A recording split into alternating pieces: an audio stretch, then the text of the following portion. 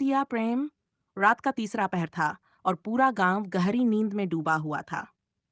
माया, एक युवा लड़की, गांव के किनारे बने उस पुराने महल की ओर धीरे धीरे कदम बढ़ा रही थी, जहां कोई जाने की हिम्मत नहीं करता था।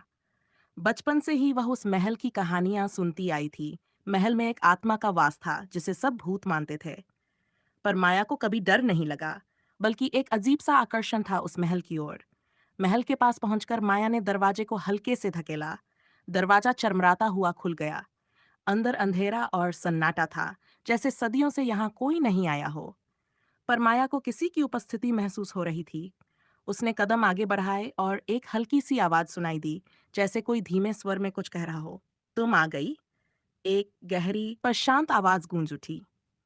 माया ने तेजी से पलटकर देखा। उसके सामने एक लंबा गोरा युवक खड़ा था। उसकी आंखों में एक अजीब सा दर्द और गहराई थी। माया हैरान थी, क्योंकि महल में किसी के होने की उम्मीद नहीं थी। तुम कौन हो? माया ने हिम्मत जुटाकर पूछा। मेरा नाम आदित्य है। मैं इस महल का वारिस था जब तक मैं जिंदा था, आदित्य ने मुस्कुराते हुए कहा। लेकिन उसकी मुस्कान में दर्द झलक रहा था। माया का दिल एक पल के लिए धड़कना बंद कर गया। वह समझ गई कि आदित्य कोई साधारण इंसान नहीं है, बल्कि वही आत्मा है जिसके बारे में उसने सुना था। माया का डर अचानक गायब हो गया। उसके स्थान पर जिज्ञासा और अजीब सा अपनापन था। तुम यहाँ क्यों हो? माया ने पूछा। आदित्य ने आसमान की ओर देखा, जैसे वह अतीत को याद कर रहा हो। सदियों पहले मैं एक युद्ध में मारा गया था, लेकिन मेरी आत्मा इस महल से बंधी रह गई। शायद इसलिए, क्योंकि मैंने कभी सच्चा प्यार नहीं जाना। मैं इस दुनिया में अकेला रह गया हूँ। माया की आंखों में सहानुभूति थी। वह आदित्य के पास आई और धीरे धीरे उससे बातें करने लगी। रात दर रात माया महल में आती और आदित्य से मिलती। वे घंटों बातें करते, एक दूसरे के जीवन के बारे में जानते। आदित्य ने माया को अपने जीवन के हर पहलू के बारे में बताया। उसके सपने, उसकी खुशियां और उसकी असफलताएं। माया ने भी अपने दिल के हर राज को आदित्य के साथ साझा किया। धीरे धीरे उनके बीच एक गहरा बंधन बन गया। माया ने महसूस किया कि उसे आदित्य से प्यार हो गया है, भले ही वह एक आत्मा था। लेकिन इस प्रेम में एक त्रासदी छुपी थी। आदित्य जीवित नहीं था और माया कभी उसे पूरी तरह से पा नहीं सकती थी। एक रात, जब चांदनी पूरी तरह फैली हुई थी, माया ने आदित्य से कहा, क्या कोई तरीका है जिससे तुम हमेशा के लिए मुक्त हो सको?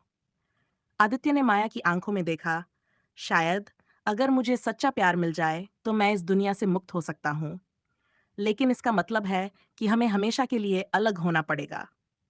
माया का दिल टूटने लगा, लेकिन वह जानती थी कि आदित्य की मुक्ति ही उसका असली प्रेम था। उसने आदित्य का हाथ थामा और कहा, मैं तुम्हें सच्चे दिल से प्यार करती हूँ।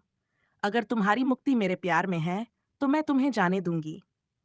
आदित्य की आंखों में आंसू थे। उसने माया को आखिरी बार गले लगाया और उसकी आत्मा धीरे धीरे चांदनी में घुलने लगी। माया ने उसे जाते हुए देखा। उसकी आंखों में दर्द और खुशी का मिश्रण था। महल फिर से सन्नाटे में डूब गया, पर माया जानती थी कि आदित्य अब आजाद है।